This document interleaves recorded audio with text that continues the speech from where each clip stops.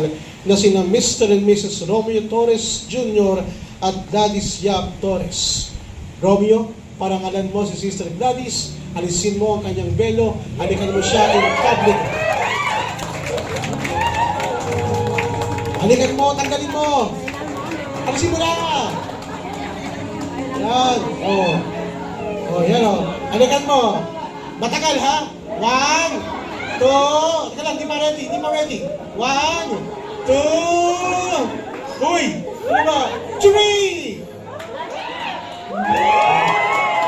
Ay, nakita niyo ba? Parang hindi ko nakita eh. Hindi ko nakita. Halika mo yung asawa. 1, 2, 3, halik! Yeah.